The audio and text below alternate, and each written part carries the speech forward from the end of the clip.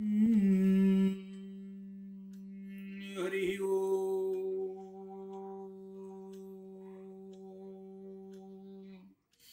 గురుబ్రహ్మా గురుర్విష్ణు గురుర్దేవో మహేశ్వరః గురుః సాక్షాత్ పరం బ్రహ్మ తస్మై శ్రీ గురవే నమః. అజ్ఞానతిమిరాంధస్య జ్ఞానాంజనశలాకయా చక్షురున్మీలితం యేన తస్మై శ్రీ గురవే నమః. తస్మై శ్రీ గురవే నమః. నారాయణ సమారంభాం వ్యాసశంకర మధ్యమాం అస్మదాచార్య పర్యంతాం వందే గురు పరంపరాం. వ్యాసం వశిష్ఠనప్తారం శక్తే పౌత్రమకల్మషం పరాశరాత్మజం వందే సుఖతాతం తపోనిధిం. వ్యాసాయ విష్ణురూపాయ వ్యాసరూపాయ విష్ణవే నమో వై బ్రహ్మనిధయే వాసిష్ఠాయ నమో నమః. చతుర్వదనో బ్రహ్మా ద్విబాహురపరో హరిః అభాలలోచనः శంభుః భగవాన్ బాదరాయణः. శృతిస్మృతిపురాణానాం ఆలయం కరుణాలయం నమామి భగవత్పాదం శంకరం లోకశంకరం. శంకరం లోకశంకరం. స్ఫురదిందు వికాసమందహాసాం స్ఫురదిందీవరలోచనాభిరామాం అరవింద సమాన సుందరాస్యాం అరవిందాసన సుందరీం ఉపాసే. శారదా శారదాంభోజ వదనా వదనాంబుజే సర్వదా సర్వదా అస్మాకం సన్నిధిం సన్నిధిం క్రియాతు. మౌనవ్యాఖ్యా ప్రకటిత పరబ్రహ్మతత్వం యువానం వరిశిష్టాంతే వసదృషిగణైరావృతం బ్రహ్మనిష్టైః ఆచార్యేంద్రం కరకలితవదనం చిన్ముద్రమానందమూర్తిం స్వాత్మారామం ముదితవదనం దక్షిణామూర్తిమీడే. విశ్వం దర్పణదృశ్యమాననగరీ తుల్యం నిజాంతర్గతం పశ్యన్నాత్మనిమాయయా బహిర్వోర్భూతం యథా నిద్రయా. యస్సాక్షాత్ కురుతే ప్రబోధసమయే స్వాత్మానమేవాద్వయం తస్మై శ్రీ గురమూర్తయే నమః. ఇదం శ్రీ దక్షిణామూర్తయే. బీజస్యాంతరివాంకురో జగదిదం ప్రాణిర్వికల్పం పునః మాయాకల్పిత దేశకాలకలనా వైచిత్రచిత్రీకృతం మాయావీవ విజృంభయత్యపి మహాయోగీ వయస్వేచ్ఛయా. తస్మై శ్రీ గురమూర్తయే నమః. ఇదం శ్రీ దక్షిణామూర్తయే. ఓం నమః శివాయ నమః శివాయ. ఓం పరబ్రహ్మణే నమః. ఓం పరబ్రహ్మణే నమః. ఓం పరబ్రహ్మణే నమః. శంకర భాష్యం అధ్యయనం చేస్తున్నాము. ఇందులో మనం చమసాధికరణం అయిపోయింది. సంఖ్యోపసంగ్రహాధికరణం. సంఖ్య అంటే సాంఖ్యం. ఈ సాంఖ్యములకు సంబంధించిన తత్వాలు అధ్యయనం చేశాం. ఇందులో ఏం చెప్పారంటే ఈ సాంఖ్యానికి సంబంధించినటువంటి వాటిల్లో తత్వాలు 25 వాళ్ళు చెప్పారు. చెబితే వ్యాసుల వారు 118లో ప్రాణాదయో వాక్య శేషాత్ అన్నాడు. అయ్యా మీరు 25 చెప్పారు, ప్రాణాదయో వాక్య శేషాత్. వాక్యశేషాత్ అంటే ఉపనిషత్తులో చెప్పినటువంటి ఒక వచనము చివరలో అని వాక్యశేషాత్. ఆ వచనం ఏమిటయ్యా అంటే దీనిలో యస్మిన్ పంచజనాహ అని చెప్పాడు. అని అర్థం ఏమిటి అనమాట, పంచప్రాణాలు ఉన్నాయి అని చెప్తూ ఆ పంచప్రాణాలు బ్రహ్మపురాణం అని కూడా అనగా బ్రహ్మము అని చెప్పాడు.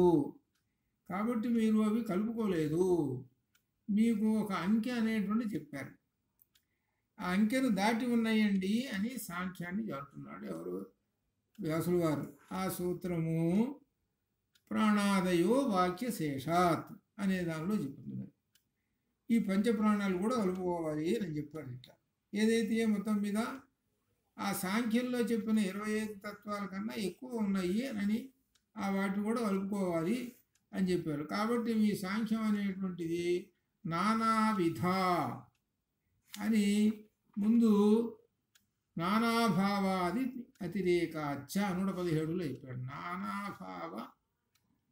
నానాభావాత్ అతిరేకాచ అని చెప్పాడు. పంచవింశతి తత్వాలు వేరు వేరుగా ఉన్నాయి, వాటికన్నా ఇంక మించి కూడా ఉన్నాయి అని చెప్పుకుంటూ ఈ 118 దాకా ఈ సాంఖ్యాన్ని పక్కన పెడుతున్నారు. పక్కన పెట్టి ఇక్కడ ఒక విశేషం 119లో చెబుతున్నాడు. 119లో ఏం చెబుతున్నాడు అనంటే, అదే క్రితం మనకు జ్యోతి, జలము, అన్నము వచ్చింది. ఈ 3 భూతత్రయం ఇవి సృష్టి చేస్తున్నాయి అని అన్నాడు. అన్నం అంటే భూమి, ఇట్లా ఈ 3 పంచభూతాల్లో కనపడే రూపాలు జలము, అగ్ని, భూమి అని మనకి ఇంత క్రితం వచ్చింది. ఇప్పుడు దీనిలో అగ్నిని ఏమంటాము? జ్యోతి అంటాం. అగ్నిని జ్యోతి అంటాం. ఆ జ్యోతిని గురించి ఇక్కడ ఏం చెబుతున్నాం? 119లో జ్యోతిషైకే జ్యోతిష ఏకే విడ తీసుకోవాలి. జ్యోతిష ఏకేషాం, జ్యోతిష ఏకేషాం. ఏకేషాం అంటే కొందరు, కొందరు జ్యోతి జ్యోతిని, ఏకేషాం కొందరు, అసతి అన్నే, అసతి అన్నే, అసతి అన్నే, అన్నే అన్నభక్షణమునందు అసతి లేదు అంటున్నారు. ఏంటి అసలు ఈ పదం ఏమిటి? అన్నభక్షణమునందు ఇక్కడ జ్యోతి అనేటువంటిది లేదు అని అంటున్నాడు. ఏమిటి అసలు? ఇది ధ్వనిగర్భితంగా ఉన్నది. అందులో ఏకేషాం అన్నాడు. ఏకేషాం అంటే కొందరు అన్నాడు, వాళ్ళ పేర్లు చెప్పలేదు. అది ఎట్లా కనుక్కోవాలి? ఈ వచనాన్ని బట్టి కనుక్కోవాలి. ఏకేషాం కొందరు, ఎవరు కొందరు? కాండశాఖీయులు. అది ఇక్కడ విశేషం ఏంటంటే శుక్ల యజుర్వేదంలో 2 భాగాలు ఉన్నాయి. ఒకటి కాండవ శాఖ, 2 మాధ్యంజన శాఖ అని 2 ఉన్నాయి. ఇవి ఏమిటనంటే యాజ్ఞవల్క్య మహర్షి దగ్గర కణుడు అనే ఒక ఋషి, మాధ్యంజనుడు అనే ఒక ఋషి, ఇద్దరు ఉన్నారు. ఇద్దరిలో కణుడు మొదటివాడు, కణుడు. మాధ్యంజనుడు రెండోవాడు. కణుడు మొదటివాడు కదా, వాడిని ఏమనాలి? ప్రథముడు అనాలి. రెండోవాడిని ద్వితీయ. ఇట్లా వీళ్ళిద్దరూ ఆ శుక్ల యజుర్వేదాన్ని చదువుకునేవాళ్ళు, అంటే గురుగారి దగ్గర చదువుకున్నారు. ఈ కణుడు ఉన్నారే, కణుని యొక్క సంతతి ఉన్నది చూశారు, వాళ్ళని ఏమంటారు? కాణువులు అంటారు. ఈయన ప్రథముడు కదా గురువుగారి దగ్గర, కాబట్టి ఈయన అనుయాయులందరూ ప్రథమ శాఖ వారు. ఇప్పుడు మీకు అర్థమైందా? దీనిలో ప్రథమ శాఖ వారు అనేటువంటి వాళ్ళు ఉన్నారు. వాళ్ళు కాండశాఖీయులు, అంటే శుక్ల యజుర్వేదంలో కాండశాఖీయులు అని అర్థం. శుక్ల యజుర్వేదంలో కాండశాఖీయులు అని అర్థం. ఉదాహరణకి ఎవరో ఎక్కడో లేదు, నేనే. అందుకని దీనిలో చెప్పుకునేటప్పుడు, ప్రవర్లో చెప్పుకునేటప్పుడు చెప్తాం శుక్లయజు శాఖాధ్యాయి, కాండ శాఖాధ్యాయి, కాత్యాయని సూత్ర అని చెబుతాం. ఇట్లా ఎక్కువగా వీళ్ళందరూ ఎక్కడున్నారంటే ఉత్తరప్రదేశ్, మధ్యప్రదేశ్, అటు 3 వంతులు వీళ్ళే ఉన్నారు. కాండశాఖీయులు, మాధ్యంజనులు. కాండశాఖీయులేమో పేరు చివర శుక్ల అని పెట్టుకుంటారు, మాధ్యంజన శాఖీయులేమో పేరు చివర మిశ్ర అని పెట్టుకుంటారు. ఇది మీకు గుర్తు చెబుతున్నాను, ఈ గుర్తులు పట్టుకోవడం కోసం. అది ఇప్పుడు 2 శాఖీయులు ఉన్నారు, కాండ శాఖీయులు, మాధ్యంజన శాఖీయులు ఉన్నారు. ఇప్పుడు ఏం చేస్తున్నారంటే కాండశాఖీయులు, ఇందులో కాండశాఖీయులు వీళ్ళకట అన్నభక్షణ లేదు, అన్నం తినరు. మరి ఏం తినాలి వీళ్ళు? బతకాలంటే ఏదో ఒకటి తినాలి కదా. అది ఏం చెబుతున్నారంటే ఇక్కడ విశేషం ఏంటంటే వాళ్ళు తినేది ఆ వృక్షముల నుండి రాలతాయి చూసావు పండ్లు, వాటి మీద అధికారం ఉన్నది వీళ్లకు. ఆ వృక్షం నుంచి రాలుతాయి, ఆ మామిడి రాలిందనుకో వీళ్ళదే అది. అట్లా పండ్లు ఏరుకొని వచ్చి ఆ అడవిలో పండ్లు అవి ఎక్కడైనా ఏరుకొని వచ్చి అవి తింటారు. అంటే ఏంటనమాట, అన్న భక్షణం లేదు. ప్రత్యేకంగా ఆ ధాన్యం పోసి వండు చేసి వండుకొని తినటం అనేటువంటిది వీళ్ళకి లేదు. ఎవరికి కాండశాఖీయులకి అన్నభక్షణం లేదు. కింద పడినటువంటి ఫలాలనే తినాలి. ఆ ఫలాన్ని ఏ విధంగా భావిస్తారు వాళ్ళు? బ్రహ్మస్వరూపంగా భావిస్తారు. అనగా బ్రహ్మస్వరూపంగా భావిస్తారంటే అన్నాన్ని ఏమంటాం మనం? అన్నం బ్రహ్మ అన్నాం కదా. అన్నం ప్రాణేతి యజనాత్ అని వరుసగా చెప్పుకుంటాం. అన్నం బ్రహ్మ అనే విధంగా చెప్పాం. అన్నం ఏమిటి? బ్రహ్మస్వరూపం. ఇక్కడ అన్నం ఏమిటి? పండు. ఈ పండు అనేది బ్రహ్మస్వరూపము వాళ్లకు. ఎవరికి? కాండశాఖీయులకు. ఇది కాబట్టి వాళ్ళు ఇక అన్నాన్ని తినాల్సిన పని లేదు, అన్నం తింటారు.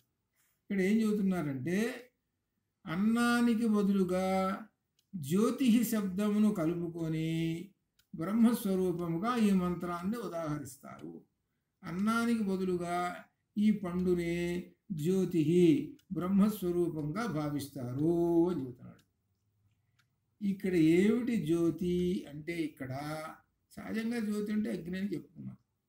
ఇక్కడ జ్యోతి అంటే ఏంటంటే సూర్యుడు. ఈ సూర్యుడు అనే మాట ఎందుకు వచ్చిందంటే, అసలు ఇక్కడ జ్యోతి అనే దాని సూర్యుడు ఇక్కడ వీళ్ళకి శుక్ల యజుర్వేదాన్ని యాజ్ఞవల్క్య మహర్షి సంపాదించాడు. అసలు దీనికి అన్నిటికీ మూల కథ ఏంటంటే, అసలు విషయం యాజ్ఞవల్క్య మహర్షి గురువుగారి దగ్గర చదువుకున్నాడు. సరే, గురువుగారు ఏదో పని చెప్పాడు, చెబితే చేయలేదు. చేయకపోతే గురువుగారు ఏమన్నాడు? నేను చెప్పినటువంటి వేదాన్ని కక్కేసేరా, నాకు దక్కేసేయి అన్నాడట. అప్పుడు ఈ యాజ్ఞవల్క్య మహర్షి ఆయన చెప్పిన వేదాన్ని కక్కాడట. ఏమిటా వేదం? యజుర్వేదం. యజుర్వేదాన్ని కక్కేశాట. కక్కేయంగానే గురువుగారు ఏం చెప్పాట శిష్యులకి? ఒరే, మీరందరూ మింగండ్రా ఇది కక్కిన దాన్ని అన్నాడట. అంటే అప్పుడు ఏం చేశారు శిష్యులు? పక్షి రూపం అంటే ఇప్పుడు కాకులు నేను పొడుచుకొని తింటుంటాయి, అట్లా పక్షి. ఏం పక్షి? తిత్తిరి పక్షి.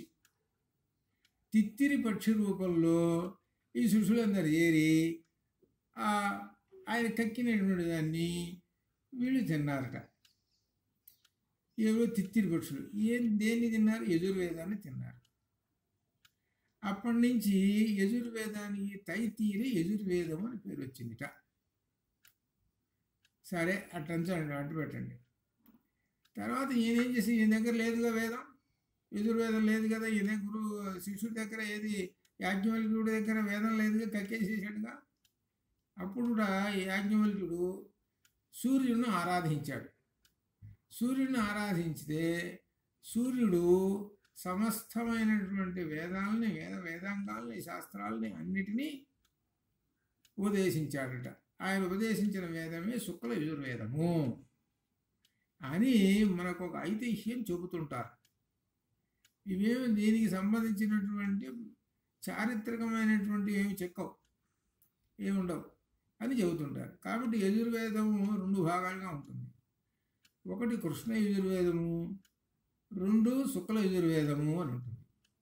అట్లనే కృష్ణ యజుర్వేదాన్ని అనుయాయులు ఎవరంటే, కృష్ణ యజుర్వేదాన్ని మన వైపున, మన ఆంధ్ర కానీ ఇటువైపున, ఇటువైపున కృష్ణ యజుర్వేదాన్ని పట్టుకున్న వాళ్ళు వైదికులు, నియోగులు, వైష్ణవులు. మీరు ఒకటే ఉండి గుర్తులు చెబుతున్నా. ఎందుకనంటే వీళ్ళు చదివేటువంటి, వీళ్ళు ఇచ్చేటువంటిది వేదం అది. వీళ్ళ సూత్రం ఏమిటంటే ఆపస్తంభ సూత్రం. ఆపస్తంభుడు అనేటువంటి ఆయన సూత్రకర్త వీళ్ళకి. ప్రస్తుతం ఇప్పుడు ఉన్నటువంటి నియోగులు, వైదికులు అనే విధంగా మన ఆంధ్రాలో చెప్పుకుంటున్నారో, వీళ్ళకి సూత్రకర్త ఆపస్తంభుడు. ఆపస్తంభుడు అనేటువంటి ఋషి, ఆయన సూత్రకర్త. సరే, అయిపోయింది. తర్వాత మరి శుక్ల యజుర్వేదం ఉంది కదా, ఆ శుక్ల యజుర్వేదానికి శిష్యులు ఇద్దరు ఉన్నారు. ఒకళ్ళు కణ్వుడు, ఇంకొక ఆయన మాధ్యన్యుడు. ఈ కణ్వుడు అనేటువంటి ఆయన సంతానం కాణ్వశాఖీయులు అయినారు. వీళ్ళు ఎక్కడున్నారు?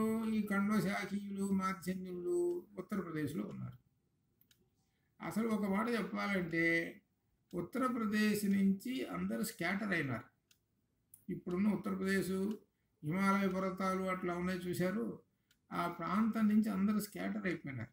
అక్కడే ఉన్నారు అందరు మహాయోగులు, మహర్షులు, పవిత్రమైన గంగానది అన్నీ అక్కడే ఉన్నాయి. అక్కడి నుంచి స్కాటర్ అయిపోయి నెమ్మదిగా క్రమక్రమంగా ఆ కాణ్వశాఖీయులు, అలానే యజుర్వేదం చదువుకున్నటువంటి ఆ యజుశాఖీయులు, అంటే అప్పటిదాకా వైదికుల యోగులు లేదు, యజుశాఖీయులు అంటారు. అసలు ఏమనాలంటే వైదికులు నియోగులు అనకూడదు. అసలు వాస్తవానికి ఏ వేదం అయితే వాళ్ళకు ఉన్నదో ఆ వేదం ప్రకారంగా చెప్పాలి. యజుశాఖీయులు అలా చెప్పాలి. ఆ యజుశాఖీయులు ఈ శుక్లయజులు అని చెప్పినటువంటి శుక్లయజుశాఖీయులు అనగా కాండువులు కానీ వీళ్ళు క్రమంగా ఉత్తరప్రదేశ్ నుంచి ఎక్కడైతే నదీ తీరం ఉంటుందో ఆ నదీ తీరం దగ్గరకు వస్తారు. ఎప్పుడైనా ఈ ఊళ్ళు కానీ ప్రజలు కానీ అందరూ బతకాలి అని అంటే ప్రాణులు నది దగ్గర ఉండాలి. నది దగ్గర ఉంటే బతుకుతారు. ఏమిటయ్యా నది అని అంటే జలం, నీరు. అందుకని వీళ్ళందరూ ఎక్కడ గోదావరి కృష్ణా ప్రాంతాలకు వచ్చారు. గోదావరి కృష్ణా ప్రాంతాలు వరుసగా చూస్తుంటే వింధ్య పర్వతాలు దాటి ఇటు మహారాష్ట్ర, తెలంగాణ, కర్ణాటక ఇట్లా ఉన్నది చూసారా, ఈ ప్రాంతాలు ఇక్కడికి వచ్చి అక్కడ సెటిల్ అయినారు. ఆ వస్తూ వాళ్ళు ఏం చేశారు, ఆ శుక్ల యజుర్వేదము, ఆ తర్వాత ఆ కృష్ణ యజుర్వేదము, ఈ వేదాలు తెచ్చుకున్నారంటే అప్పటి కాలంలో పుస్తకాలు ఏం లేవు. అప్పటిదాకా కూడా లిపి రాలేదు. ఎక్కడ ఉన్నది ఆ వేదమంతా వాళ్ళు చెవు ద్వారా విని వాళ్ళ మనస్సులో ఉండిపోయింది. ఇక్కడికి వచ్చారు. ఇక్కడికి వచ్చి ఏం చేశారు, క్రమక్రమంగా ఇక్కడ వాళ్ళతో సంబంధాలు పెట్టుకొని వాళ్ళకు వచ్చినటువంటి వేదాన్ని ఇక్కడ వాళ్ళకి ఉపదేశిస్తూ ఇక్కడ వాళ్ళని వివాహం చేసుకొని ఇక్కడ క్రమక్రమంగా ఊళ్ళు అట్టట పెరుగుతూ ఈ గోదావరి కృష్ణా దాటి కావేరీ నది, ఆ కావేరీ నది దాటి ఇంకా తమిళనాడు, ఇంకా కేరళ, ఇట్లా మొత్తం దేశమంతా వ్యాప్తి చెందారు. ఇది అసలు మీరు జాగ్రత్తగా కనిపెడితే మనకు దక్షిణ దేశంలో ఉన్నటువంటి ప్రజల యొక్క రూపాలు ఉత్తరప్రదేశ్లో ఉండేటువంటి అటు ఉత్తర దేశంలో ఉన్న ప్రజల రూపాలు తేడా ఉంటాయి. ఒక మాట చెప్పాలంటే దక్షిణ దేశంలో ఉన్న భాష ఉత్తర దేశంలో ఉన్న భాష ఈ రోజు వరకు కూడా భిన్నంగా ఉంటుంది. వాళ్ళని ఆ హిందీ వాళ్ళని కనుక చూస్తుంటే వాళ్ళకి మనకి పూర్తి డిఫరెన్స్ కనబడుతుంది. అట్లా ఈ విధంగా ఈ వేదము ఆ పైనుంచి ఆ ఎక్కడి నుంచి ఉత్తరప్రదేశ్ గంగానది హిమాలయ పర్వతాలు ఉన్నాయే అటు నుంచి ఈ వేదాలన్నీ ఇవి దొర్లుకుంటూ ఇక్కడ దాకా వచ్చేసి దేశమంతా వ్యాప్తి చెందిపోయినాయి. ఇది ఎప్పుడు జరిగింది అంటే ఎప్పుడో 1000 సంవత్సరాల క్రితం జరిగిపోయింది. ఆ 1000 సంవత్సరాల క్రితం జరిగిపోయింది. ఆ జరిగిపోయిన తర్వాత అనేక మతాలు వస్తున్నాయి, రాజులు వస్తున్నారు, చాలా రకరకాలు జనం పెరిగిపోయినారు, భావాలు పెరిగిపోయినాయి. బౌద్ధ మతం వచ్చింది, జైన మతం వచ్చింది, ఒకవైపు వేదాలు ఉన్నాయి. ఈ విధంగా ఉన్నాయి, ఈ విధంగా వస్తూనే ఉన్నాయి. ఎవరి అభిప్రాయాలు వాళ్ళవి ఇట్లా వస్తూనే ఉన్నారు. ఇప్పుడు ఈ అభిప్రాయాల్లో వేదం యొక్క అభిప్రాయం ఏం చెబుతున్నాడు అంటే అద్వైత భావన చెబుతున్నాడు. అద్వైత భావన అంటే జీవాత్మ పరమాత్మ ఒక్కటే అనేటువంటి భావం వేదం చెబుతున్నది అని చెబుతున్నాడు. వేదం చెబుతున్నది అని అంటే వేదంలో ఎక్కడ చెబుతున్నది? ఉపనిషత్తులు చెబుతున్నాయి. ఉపనిషత్తులు అంటే ఏమిటి? వేదం యొక్క చివరి భాగము, లాస్ట్ చాప్టర్. వేదంలో 4 చాప్టర్లు ఉన్నాయి. 4 చాప్టర్లు చదువుకుంటే అప్పుడు వాడు వేదం చదువుకున్నట్టు లెక్క. అట్లా ఆ విధంగా 4 వేదాలు చదివితే 4 వేదాలు చదువుకోవాలి. ఆ 4 వేదాల అర్థం కావాలి అంటే వాటికి సంబంధించినటువంటి అంగములు, వేదాంగములు ఉన్నాయి. 6 వేదాంగాలు, అవి కూడా చదువుకోవాలి. అనగా ఇప్పుడు వేదం అర్థం అయింది అని అంటే వేదాంగాలు కూడా చదివితే అర్థమైతే కానీ అది అర్థం కాదు. ఈ మొత్తం వేదాలు వేదాంగాలు చదవటానికి ఎంతకాలం పడుతుందంటే గురువు గారి దగ్గర 48 సంవత్సరాలు పడుతుంది. ఓ కుర్రవాడు చేరాడు అనుకోండి, అంటే ఎప్పుడు చెప్పేది వేదకాలంలో సంగతి. అంటే అప్పుడు వాడు తెలివి వల్లవాడు, వాడు కేవలం శృతి చెవి ద్వారానే పట్టుకుంటాడు వాడు. అటువంటి వాడు 48 సంవత్సరాలు పడుతుంది. వాడు 48 సంవత్సరాలు పట్టిన తర్వాత అప్పుడు సుమారు వాడికి ఎన్నేళ్ళు వస్తే 60 వస్తాయి. 60 వచ్చినప్పుడు వాడు యువకుడు, అది అర్థం. వేదకాలంలో 60 ఏళ్ళు వచ్చినంటే వాడు యువకుడు. అది వాడు అప్పుడు వాడికి గృహస్థాశ్రమ ధర్మం ఇస్తారు. ఇది అసలు దీనిలో ఉన్నటువంటి రహస్యం. అది క్రమక్రమంగా ఇప్పటికి ఎంత మార్పు వచ్చిందో చూడండి. ఇది ఎందుకు చెబుతున్నామంటే ఈ వేదము కాండ శాఖీయులు, మాధ్యంజన శాఖీయులు అనేటువంటి దానిలో ఉన్నది కాబట్టి చెప్పుకుంటూ వచ్చాం.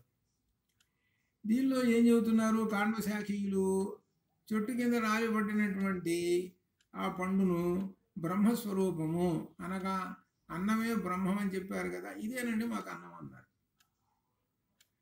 ఇదేనండి మాకు అన్నం అని చెప్పారు. పూర్వకాలంలో ఒక ధర్మం ఉన్నది. ఏమిటో తెలుసునా? ఏమిటంటే ధర్మం, వరి వండింది అనుకోండి, వరి కోసుకుంటాం, రైతులు వరి కోసుకుంటాం, ధాన్యం వస్తుంది. సరే, కొన్ని వరి కంకులు ఆ ధాన్యం ఉన్నది, వరి ఉన్నది చూసారు, వరి చేలు చూసినటువంటి వాళ్ళకి తెలుస్తుంది, అందరికీ తెలియదు ఇప్పుడు చెప్పి. కొన్ని కంకులు ఊడి నేల మీద పడతాయి. కొన్ని కంకులు ఊడి నేల మీద పడతాయి. వీళ్ళు రైతులు ఏం చేస్తారని అంటే జాగ్రత్త అవి తొక్కకుండా ఎక్కడెక్కడైతే కంకులు రాలి పడ్డాయో వాటన్నింటినీ పోగు చేసుకొని వచ్చి ఈ ధాన్యంలో కలిపేస్తారు. ఇది ఇప్పుడు జరుగుతున్నది. ప్రాచీన కాలం వేదకాలంలో ఆ కంకి రాలి కింద పడితే అది వాడిది కాదు, వాడు ఏరుకోవడానికి వీల్లేదు. అది ఎవరిది? బ్రాహ్మణుడిది.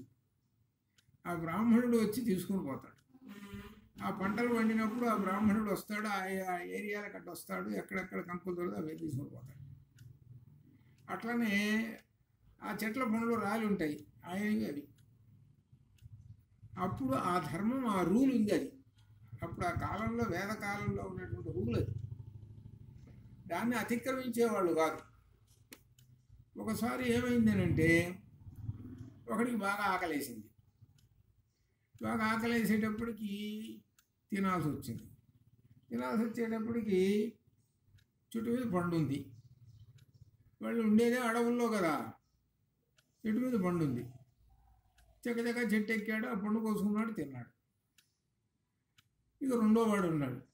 వాడు అన్నాడు, ఎవరే నువ్వు తప్పు చేసావురా, అధర్మం చెట్టు మీద ఉన్నటువంటి పండును కోసుకొని తిననేటువంటిది అధర్మం. మనకి అధర్మాన్ని పాటించావు కానీ నువ్వు శిక్ష అనుభవించాలి. ఏమిటి శిక్ష అంటే చేతులు నరకటం.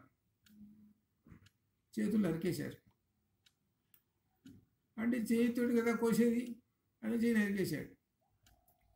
నీవు అంటే ధర్మాన్ని, అంటే శిక్షను అనుభవించావు. ఈ శిక్షను అనుభవించడం కూడా ఒక ధర్మమే.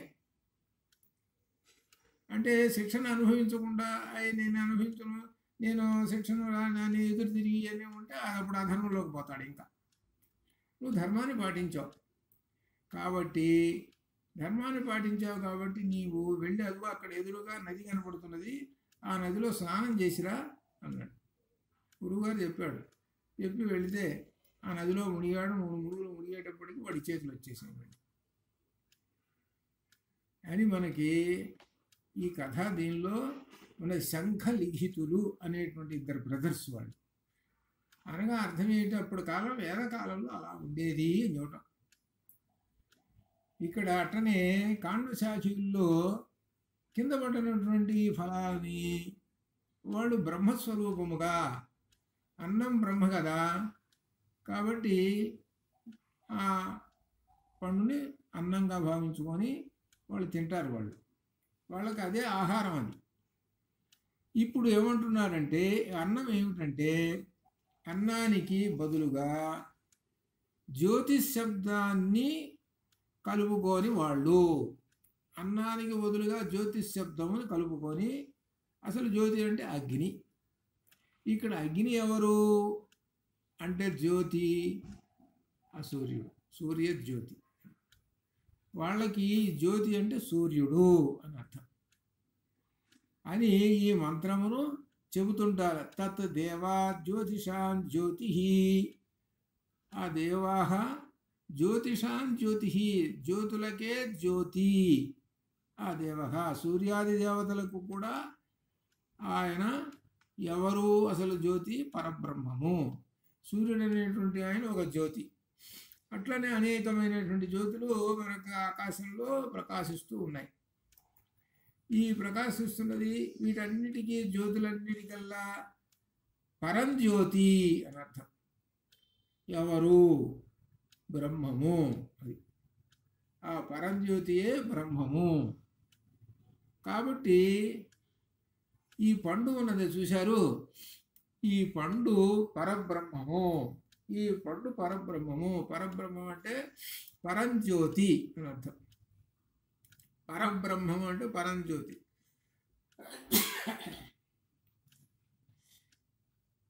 పరంజ్యోతి, జ్యోతిషాం జ్యోతి, జ్యోతులకే జ్యోతి, పరంజ్యోతి.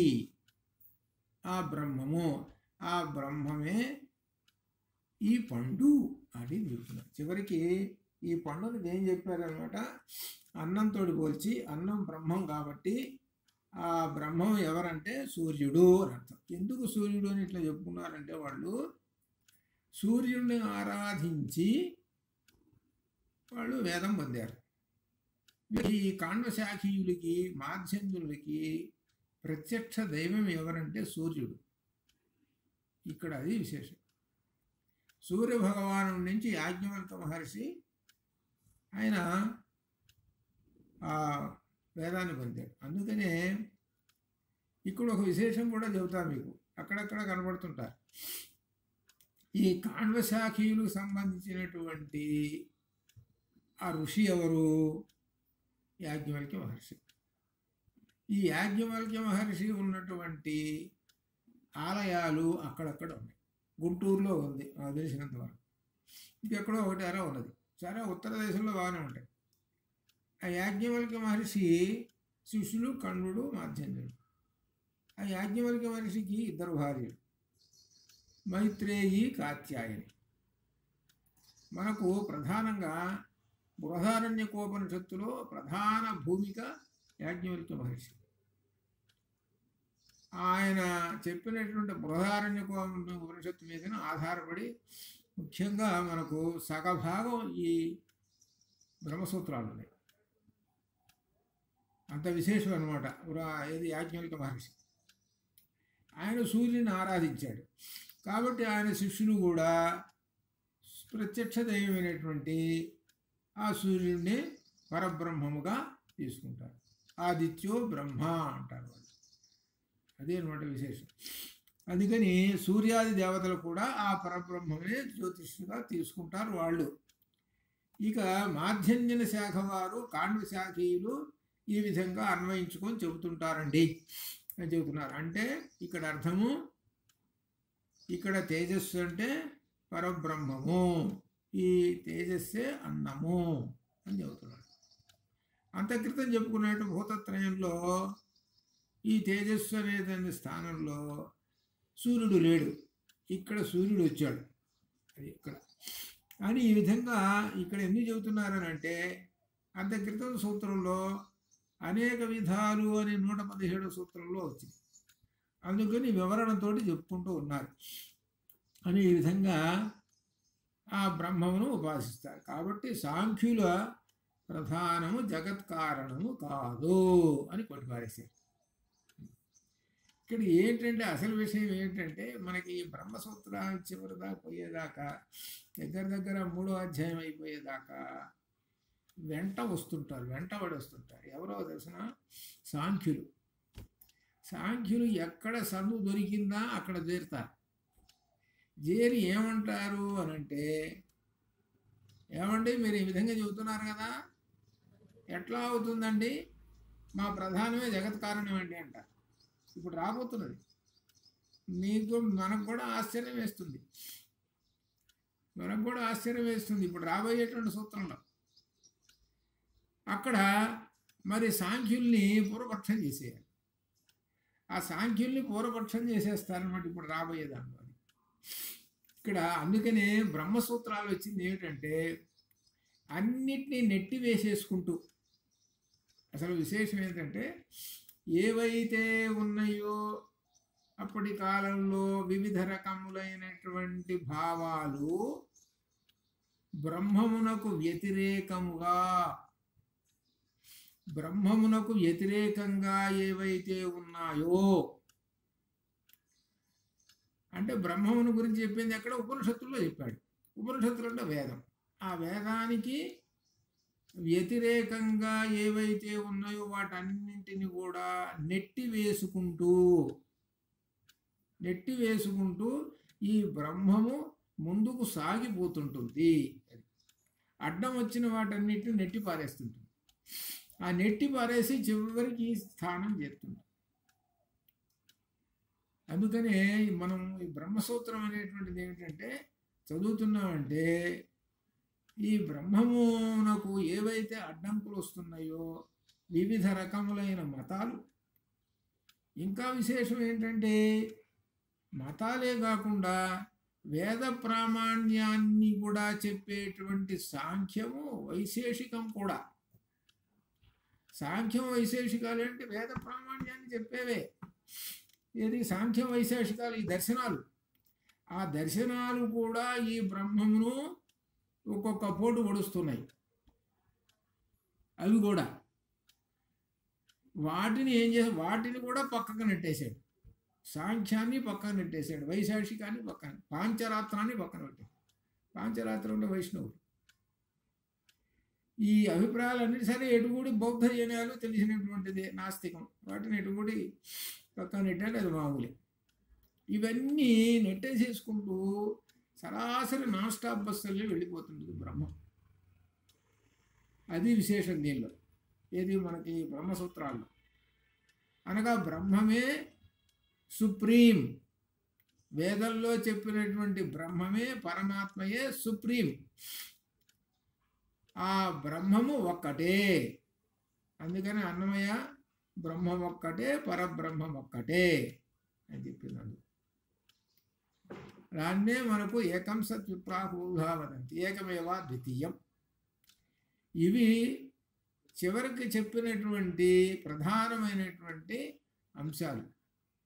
వీటిని ఎవరు కాదంటానికి వీల్లేదు, అది వేదం చెప్పింది అట్లా అని చెబుతూ ఇక దీనిలో జ్యోతిష్ అంటే పరబ్రహ్మం అని తెలిచేసాడండి. ఇక్కడ అని చెప్పి దానితో అయిపోయింది 119. ఇంతటితోటి ఈ అధికరణం అయిపోయింది. ఈ సంఖ్య అనేటువంటి అధికరణం పూర్తయింది. ఈ సాంఖ్యులు మళ్ళీ పరిగెత్తుకుంటూ వస్తుంటారు, తర్వాత కూడా వస్తుంటారు, వీళ్ళు వదిలిపెట్టరు. ఏంటి దీనిలో 120వ సూత్రంలో కారణత్వాధికరణం.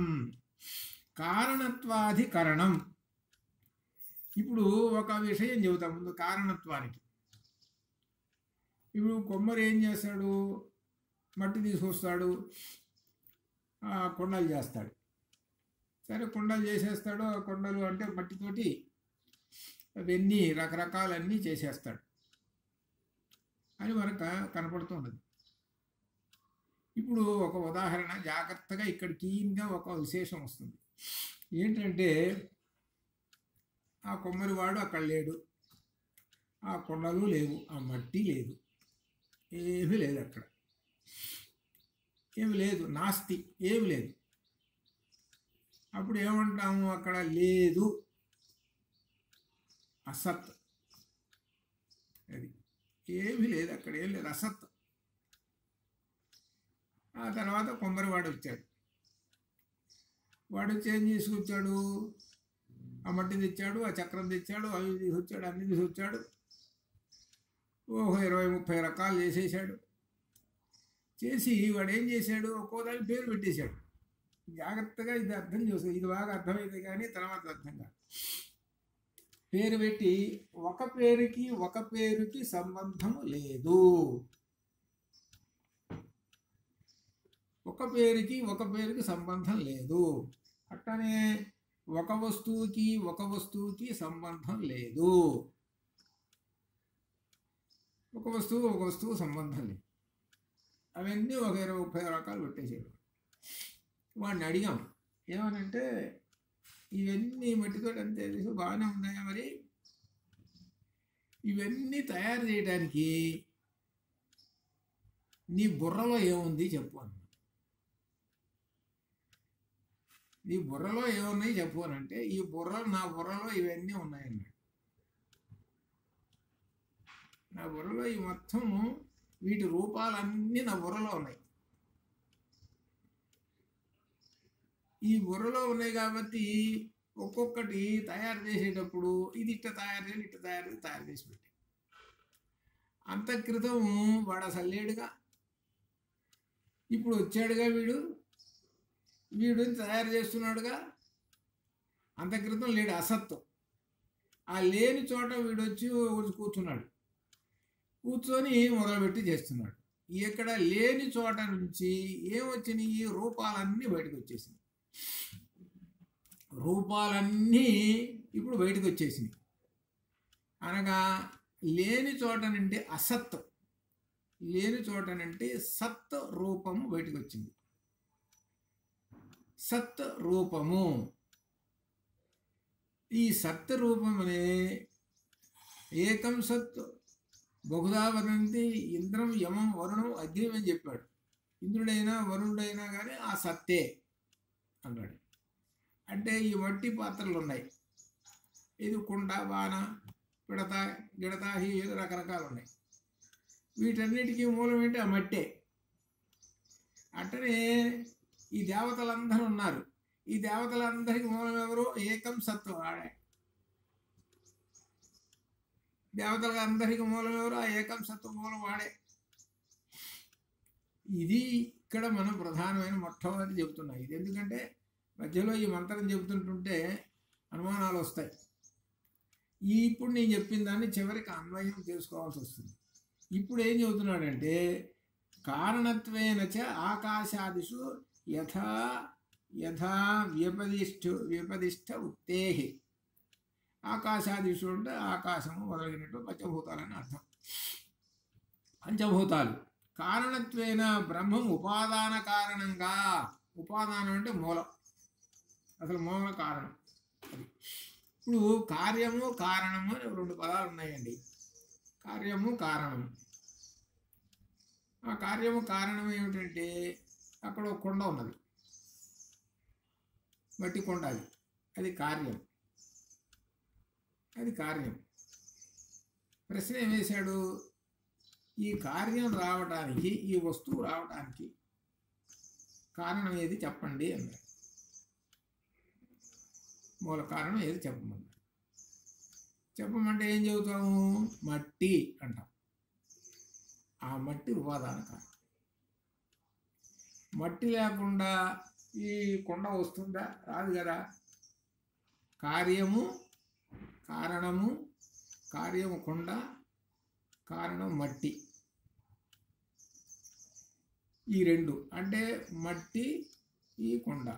ఈ మట్టి ఉందండి, ఈ మట్టి నుంచి కుండం చేయాలి. మట్టి నుంచి కుండం చేయాలంటే ఒకడు ఉండాలిగా, లేకపోతే ఎట్టొస్తుంది? రాదుగా. వాడెవడు? కుమ్మరవాడు. వాడు తయారు చేశాడు. ఆ కుమ్మరోడు తయారు చేశాడని అంటే ఆ కుమ్మరోడు ఎవడు? బ్రహ్మము. ఇది ఎట్లా? ఆ బ్రహ్మము తయారు చేసింది. ఆ మట్టి అంటే మూల ప్రకృతి. ఆ మూల ప్రకృతితోటి మొత్తం ఈ వస్తువులన్నీ తయారు చేసేసాడు. ఇది మనకు తెలుసుకోవాల్సింది. ఆ విషయాన్ని ఇక్కడ చెబుతున్నాడు అనమాట. ఏమిటంటే ఒక విశేషము, బ్రహ్మము ఉపాదాన కారణం అండి ఏటికి? ఆకాశాదులకు. ఎట్లా చెబుతున్నావు నీవు? తైత్తీర్యంలో ఏమొచ్చింది? ఆత్మన ఆకాశ సంభూత. ఈ మంత్రం అందరికీ రావాలి, ముఖ్యమైనటువంటిది. ఆత్మన ఆకాశ సంభూత. ఆత్మలో నుంచి అంటే పరమాత్మలో నుంచి ఆకాశం పుట్టింది. ఆకాశాత్ వాయు. ఆకాశం నుండి వాయువు పుట్టింది. వాయోరగ్ని. వాయువు నుంచి అగ్ని పుట్టింది. అగ్నేరాపహ. అగ్ని నుండి నీళ్లు పుట్టినాయి. ఆపహ పృథివీ. నీళ్ల నుంచి భూమి పుట్టింది. పృథివీభ్యో ఓషధయ. అంటే పృథివీ నుండి తిండి అంటే తినడానికి ఏంటనమాట, పంటలు పుట్టినాయి. ఓషధులు అంటే అది అర్థం. అసలు ఓషధి అని అంటే అర్థం ఏంటో మొక్కలు అని అర్థం. ఇక్కడ అర్థం ఏమిటంటే తినడానికి ఓషధులు పుట్టినాయి. ఓషధుల నుంచి ఎవరు పుట్టారు? పురుష. పురుషుడు పుట్టాడు. ఆ పురుషుడు ఏం చేశాడు? వీటిని తిన్నాడు. తినేటప్పటికీ పురుషాత్ రస. ఆ పురుషుల్లో నుంచి రసం వచ్చేసింది. ఆ రసమే మళ్ళీ ఈ విధంగా వరుసగా మళ్ళీ పురుషుడుగా మళ్ళీ పుట్టాడు. అంటే పురుషుడు రావటానికి, ఒక మనిషి ప్రాణి రావటానికి మూలం ఎక్కడి నుంచి? కింద నుంచి పట్టుకుంటూ వైగిపోతే ఒక మనిషి ఉన్నాడు. ఆ మనిషి అన్నం తింటుంటాడు. అన్నం తినటం వల్ల అతనిలో రసం ఏర్పడుతుంది. ఆ రసం వల్ల మళ్ళీ ప్రాణి పుడుతుంది. మరి ఈ మనిషి ఎక్కడి నుంచి వచ్చాడు? ఆ భూమిలో నుంచి ఆ తిన్నయ్య గడ వచ్చాడు. ఆ భూమి ఎక్కడి నుంచి వచ్చింది? నీళ్లలో నుంచి. నీళ్ళు ఎక్కడి నుంచి వచ్చినవి? అగ్నిలో నుంచి. అగ్ని ఎక్కడి నుంచి వచ్చింది? వాయువులో నుంచి. వాయువు ఎక్కడి నుంచి వచ్చింది? ఆకాశంలో నుంచి. ఆకాశం ఎక్కడి నుంచి వచ్చింది? పరమాత్మలో నుంచి వచ్చింది. కాబట్టి చివరికి పోయేటప్పటికి ఎక్కడికి? పరమాత్మ దగ్గర పోయి కూర్చున్నాడు. కింద నుంచి పైకి పోతే పరమాత్మలోకి. ఆ పైనుంచి కిందకి దిగాడు. పైనుంచి కిందకి దిగింది ఎవరు? ఆత్మన ఆకాశ. ఆత్మ కదా దిగింది. ఆత్మ ఎక్కడ దిగాడు? కిందకి డౌన్కి వచ్చేసాడు. ఏది? ప్రాణి రూపంలో వచ్చాడు. వచ్చి ఆ ప్రాణి రూపంలోనే ఆ ఆత్మ వచ్చి కూర్చున్నాడు. వాడే జీవాత్మ, జీవుడు. అది వాడే జీవుడు, జీవాత్మ. అంటే వీడిని జీవాత్మని ఎందుకంటామంటే ఈ పంచభూతాలు నిండిపోయినాయి వీడికి. ఈ పంచభూతాలన్నీ నిండిపోయినాయి అనగా అర్థం ఏంటి? త్రిగుణాలన్నీ నిండిపోయినాయి వీడికి. ముఖ్యంగా త్రిగుణాల్లో ఈ భూమి కానీ ఇటువంటివి కూడా త్రిగుణాలు నిండిపోయినాయి. ఇది మూల ప్రకృతి, ఇదంతా నిండిపోయింది. ఈ త్రిగుణాలతోటి ఉండిపోయినాడు వీడు. అందువల్ల జీవాత్మ, జీవుడు అన్నాడు. అందుకని వీడేం చేయాలి? నేను ఎక్కడి నుంచి వచ్చానురా, నేను ఇక్కడ ఉన్నాను, ఒకసారి పైకి బాగుతాను అని వెనక్కి తిరిగి చూసుకొని నెమ్మదిగా పైకి ఎక్కాలి మెట్లు. ఒక్కొక్క మెట్టు ఎక్కాడు. ఒక్కొక్క మెట్టు ఎక్కాడనంటే భూమిని దాటాడు. భూమిని దాటి జలాన్ని దాటాడు. ఇట్లా వరుసగా ఒక్కొక్క దాన్ని దాటుకుంటూ పోతే ఎక్కడికి పోయినాడు? ఎక్కడి నుంచి అయితే వచ్చాడు ఆత్మన ఆకాశం ఆత్మ, అక్కడికి పోయినాడు. అక్కడికి పోయేటప్పటికి ఇప్పటిదాకా పై మెట్లు ఎక్కొచ్చాడు కదా. ఎక్కొచ్చినటువంటి వాడికి క్రమక్రమంగా ఈ త్రిగుణాలన్నీ వరుసగా పోయి అక్కడికి వెళ్ళేటప్పటికి ఏం కనపడ్డది వీడికి? అరే నేనే అక్కడుంది, నేను తెలుసుకోలేకపోయినాను అని ఆ పరంజ్యోతిలోకి ఈ జ్యోతి లీనమైపోయింది. అదే మోక్షం. ఇదే మనకు శ్రీ విద్యామంత్రంలో వచ్చేటువంటి మొదటి భాగం. కా ఏ ఈ లా హ్రీం. హ్రీం అనే బీజాక్షరంతో లాను భేదించాలి. లాను భేదించడం అంటే పంచభూతాలను భేదించాలి. పంచభూతాలను భేదిస్తేనే నువ్వు పైకి వెళ్తావు అనగా కింద నుంచి పైకి వెళ్ళేసావు. వెళ్ళి చివరికి కాలో ఐక్యం అవుతావు. కా అంటే పరబ్రహ్మము. అది ఇందులో ఉన్నట్టు, అది శ్రీ విద్యామంత్రంలో అట్లా.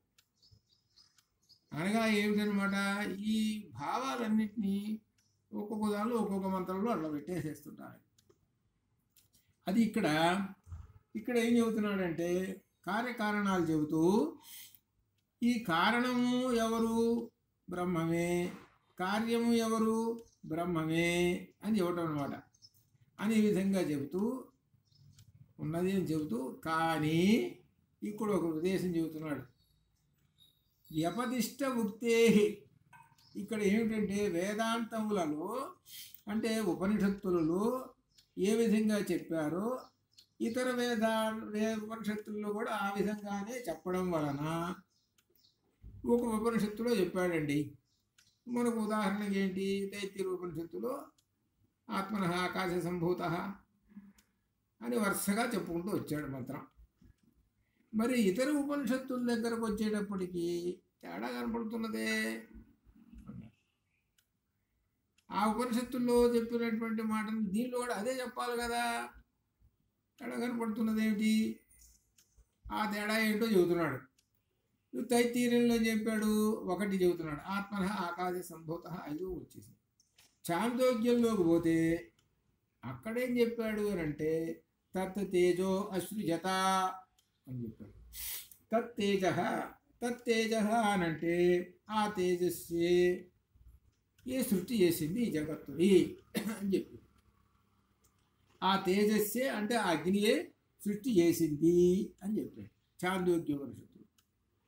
తర్వాత ప్రశ్నోపనిషత్తులో స ప్రాణం అసృజత, ప్రాణం సృష్టి చేసిందండి అని చెబుతున్నాడు. అలానే ఐతిరేయంలో కూడా సాయిమా లోకాన్ అసృజతంభో మరీచి, ఈ విధంగా ఇవన్నీ కూడా ఈ సృష్టి అంతా కూడా అంబః అంతః దివ అంటే దివం నుంచి వచ్చింది అని చెబుతున్నాడు, ఆకాశం నుంచి వచ్చింది. ఇట్లా ఒకే ఈ మంత్రం అన్నిట్లో అదే మంత్రం చెప్పకుండా భేదంగా చెబుతున్నారు కదా అని అంటున్నాడు. ఆ భేదంగా చెప్పటం వలన ఆ పరమాత్మ ఈ లోకాలను సృజించాడు అని ఈ విధంగా చెబుతున్నారండి అని చెబుతూ ఇక్కడ ఏంటంటే ఒక క్రమం లేదు కదా. తైత్తిరీయంలో ఒక క్రమం ఉంది. తైత్తిరీయంలో క్రమం ఏంటి? పరమాత్మ నుంచి ఆకాశం వచ్చింది, ఆకాశంలోంచి వాయువు వచ్చింది, ఇటు ఒక క్రమం అనమాట. ఆ క్రమంగా చెప్పుకుంటూ చివరికి ఆ మనిషి వచ్చేసాడు అని కూడా చెప్పేశాడు అని చెబుతూ కొన్ని ఉదాహరణలు చెబుతున్నాడు. ఏమిటంటే ఒక చోట తైత్తిరీయంలో అసద్వా ఇదం అగ్రం ఆసీత్, మొట్టమొదటి అగ్రం అంటే మొట్టమొదట అసత్తు ఉన్నది.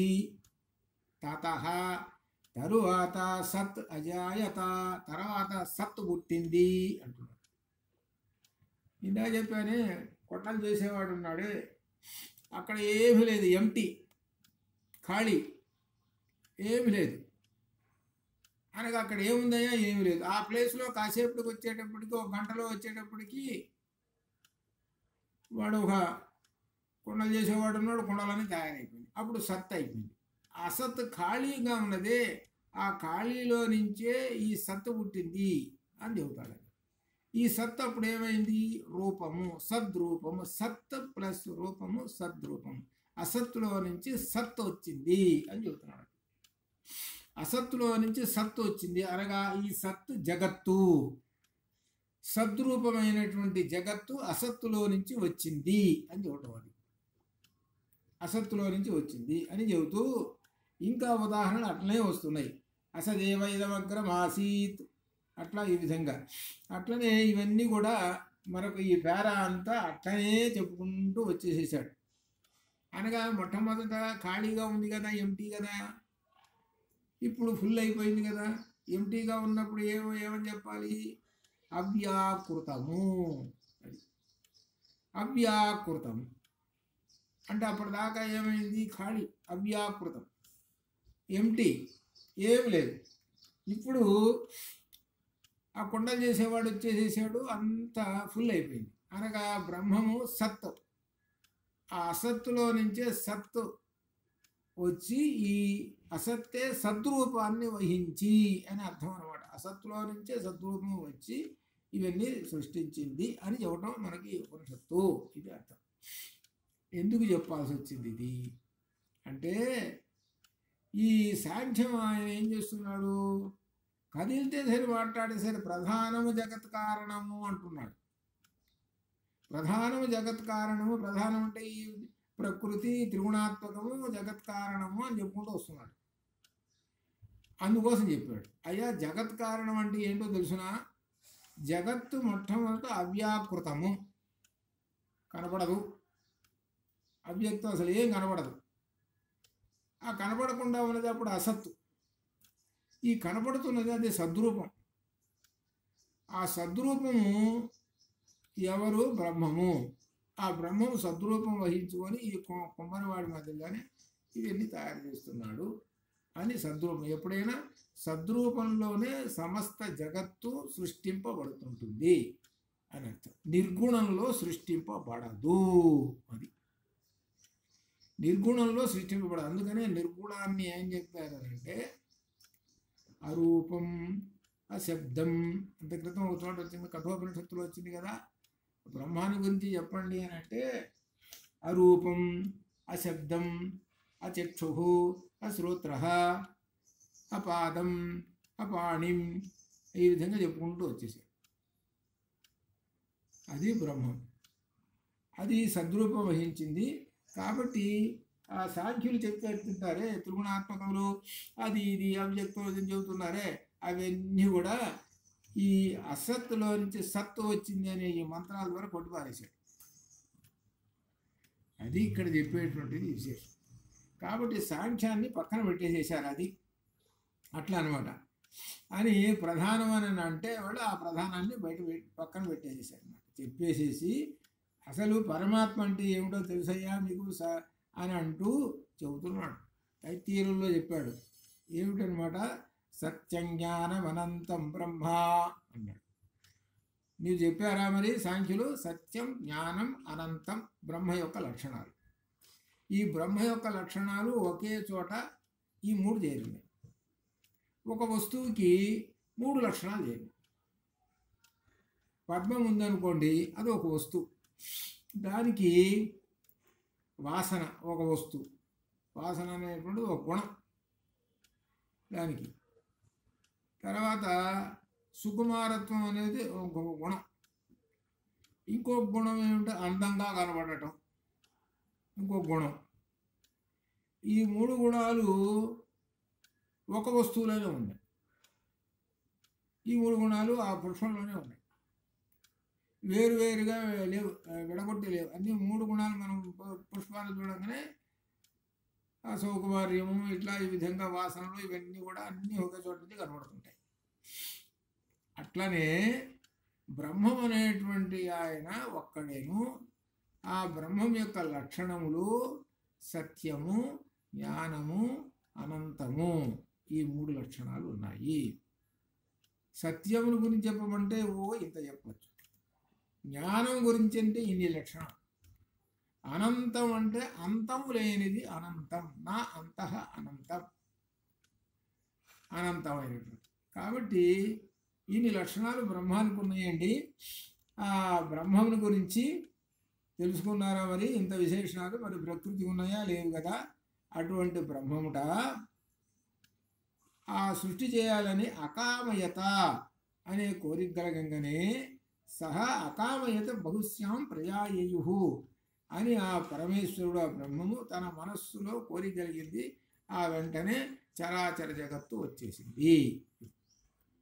ఇది ఎట్లా ఉంటుందంటే, కుమ్మరివాడు ఉన్నాడు, వాడు ఏం చేస్తున్నాడు? అప్పటిదాకా ఏం చేయలేదండి. వాడికి ఒక్కసారి సంకల్పం కలిగింది. వాడికి అప్పటిదాకా వాడి చేతిలో ఏమీ లేవు. అప్పటిదాకా సంకల్పం ఏం కలిగి? సృష్టి చేయాలి అని కలిగి. సృష్టి చేయాలి కదా. ఆ సృష్టి చేయాలంటే వస్తువుల్ని, ఆ వస్తువుల రూపములన్నీ కూడా వాడి బుర్రలో ఉన్నాయి. ఆ వస్తువుల రూపాలన్నీ, వాటన్నిటిని బయట పెట్టాడు. అనగా పరమాత్మ ఏంటి? తనలో ఉన్నటువంటి ఈ జగత్తు మొత్తాన్ని బయట పెట్టేసేసాడు. అది అర్థం అనమాట. పోలిక అనమాట అట్లా అని ఈ విధంగా చెబుతూ దీనిలో ఏమిటంటే చివరికి ఇటువంటి దాన్ని తెలుసుకున్నటువంటి వాడుగా బ్రహ్మవిత్తు ఆప్నోతి పరం తరతి శోకం శోకం తమేవ విదిత్వా అతి మృత్యుమేతి. ఇలా బ్రహ్మము గురించి తెలుసుకున్నటువంటి వాడు బ్రహ్మవిత్తు ఆప్నోతి పరం.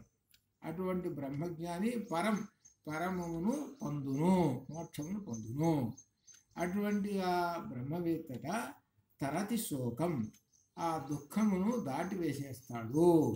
అటువంటి బ్రహ్మవేత్తట తం ఏవ విదిత్వా, తనను గురించి తెలుసుకొని అతి మృత్యువేతి, ఆ మృత్యువును దాటుతాడు, అనగా మరలా జన్మ లేకుండా మోక్షాన్ని పొందుతాడు అని చివరికి ఆ ఫలం చెప్పుకుంటూ వచ్చేసి తర్వాత 121లో సమాకర్షాత్ అనేటువంటి ఈ సూత్రంలో కొంత ఆసక్తిని గురించి చెప్పి తర్వాత బాలాకి ఒక విశేషమైనటువంటిది ఈ బాలాకి వస్తున్నాడు. ఇక్కడ దీని గురించి మనం రేపు శుక్రవారం నాడు మనం అధ్యయనం చేద్దాం. అంతవరకు శుభం భవతు. ఓం పూర్ణమదః పూర్ణమిదం పూర్ణాత్ పూర్ణముదచ్యతే పూర్ణస్య పూర్ణమాదాయ పూర్ణమేవావశిష్యతే. అసతో మా సద్గమయ తమసో మా జ్యోతిర్గమయ మృత్యోర్మా అమృతం గమయ. ఓం శాంతి.